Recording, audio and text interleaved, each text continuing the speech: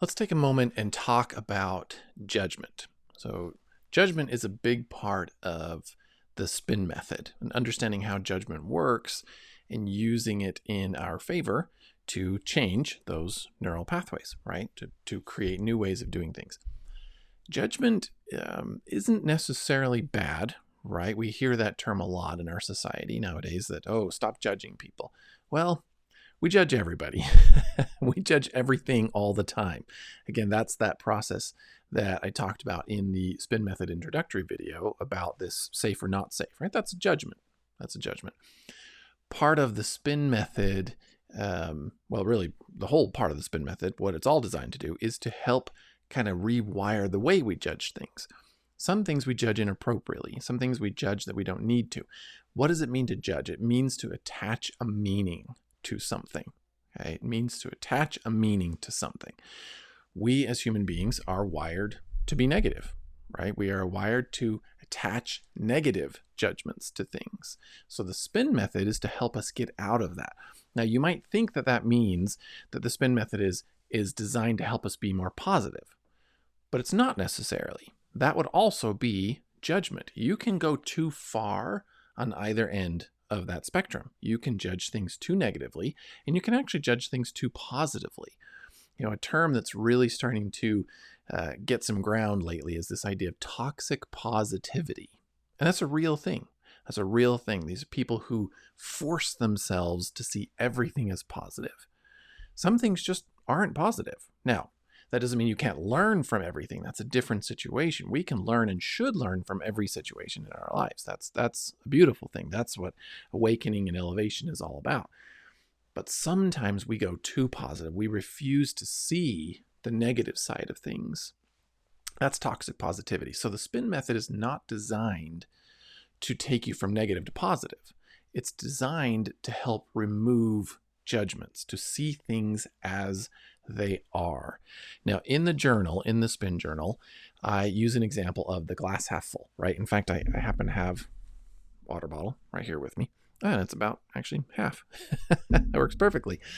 I use this example. We hear this term a lot, right? I'm sure you have heard somebody in your life use the term, oh, I'm a glass half full kind of person. That's their way of saying I'm a positive person. I like to see positivity in life. That's great. That's great. And I think if people really have done the work to default more towards positivity and choose to see things positively, that's awesome. That's great. But even that sentence illustrates a judgment. The glass half full. Glass half full is us putting a judgment onto that glass. Now, again, in the journal, I talk about this, but really, I want you to think about it. I want you to really try to internalize this and see how that is really a judgment. And it's a judgment based off of perspective and perception, right? So this water bottle I have here, it's about half, right? Being half full or half empty can be good or bad, depending on how you look at the situation. If you are dying of thirst and you see a water bottle that is half full, boy, that water bottle is your salvation, right? You're grateful that it's at least half full. However, if you were really thirsty and needed more water, then all of a sudden we're bummed that water bottle is already half empty, right? Oh, I wanted more and it's already half empty. But let's flip that around. Let's look at this from a different perspective. And I love this example because I can picture this in my own life when I was younger. It makes me laugh when I think about it, right? The young child, the young boy, the young girl sitting at the dinner table wants to go out and play. It's springtime. Everything's nice outside. I just want to go out and play. And mom or dad says, no, you got to drink your milk. And young Blake, little Blake, looks at that milk and goes, but it's still half full, right? See the difference there? I'm now using that term half full, but it's a negative thing to me.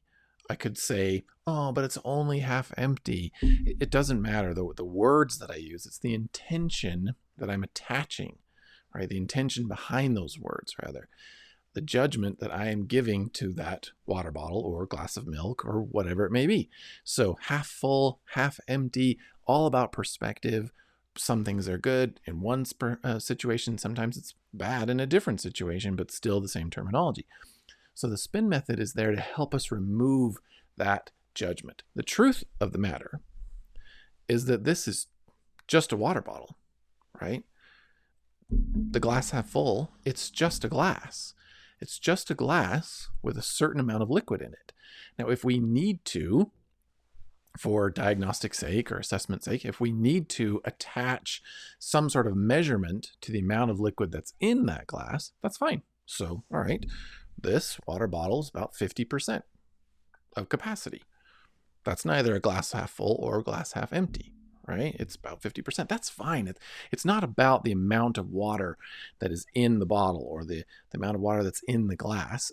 It's about the intention that we have. It's about the judgment that we're assigning to it.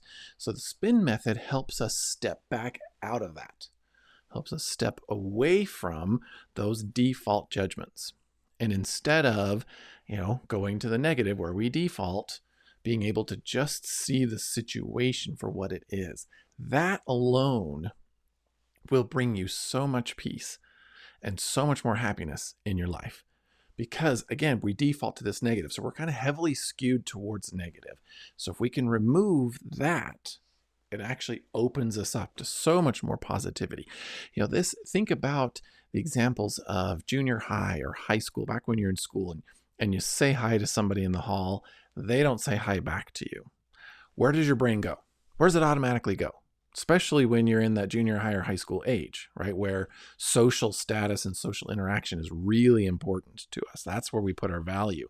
So of course, where our brain is going safe, not safe, safe, not safe, right? Even though physically we're completely safe in this situation, but am I socially safe? I said hi to this person. Maybe it's somebody that we're a little bit attracted to, or it's somebody that we view as valuable. This person has some sort of value to us in our lives, and they don't say hi back. Right? Where's your brain go? Right to, oh my gosh, like they didn't see me, or we start to judge them, meaning they didn't see me as in I'm not important enough to be seen, right? Not that they literally didn't see me. That's more likely the truth. I'm going to talk about that in just in a second. But they didn't see me as I'm not important enough to be seen. I'm invisible to them. Or then we start to judge them, or, oh man, I can't believe, I waved at so-and-so and he didn't wave back. What a jerk. Right? Totally stuck up. That person's so stuck on themselves, totally jerk. Man, I heard this all the time when I was in high school and junior high, and I did this way too often for my own liking now as an adult, but it was socially unsafe, right? So again, back to that example I just gave, what's the real truth? More often than not, the real truth is that person actually didn't see you. They didn't see you saying hi. That doesn't mean that every situation that's the case. Sometimes people really are not nice because again, they're in that same socially unsafe situation as well. And so they're trying to figure out what's right and what's wrong. And it's a horrible situation. But honestly, more often than not, especially if it's one of your friends, if it's somebody that you know, they just didn't see you. And how many arguments could we avoid? How many disagreements could we avoid? How much heartbreak could we avoid if we just removed the judgment from that situation and stepped back and saw it for what it was? It's just a glass. In this situation, I just said hi. They just didn't see me. And if I need to know more, I can go and ask for more. That's a big part about this spin method, is find the clarity. If I need to know, hey, I said hi to you in the hall, a little bit ago. Did you see me say hi? Just ask for clarity and figure out the answer instead of attaching that judgment. Okay. So judgment is a big part of this. Again, judgment's neither good nor bad. It's just the meaning that you attach to something. The spin method will help you to detach from a lot of those judgments, to start seeing the situations for what they really are instead of playing the safe, not safe game. Because most of the time, we're actually more safe than our brain wants us to believe. So following through the spin method will help you to build those new neural pathways where we can start to see the truth of the situation and not the judgments that we're attaching to it. Okay. All right. Good luck with this. Really think about this, internalize this a lot and really ponder about those things in your life that you're attaching judgment to, especially as you're going to the negative route, or if you catch yourself going to the toxic positivity route where you're seeing more positivity than actually should be there. And again, you need to step back and just see the glass for what it is. All right. I'll talk to you soon.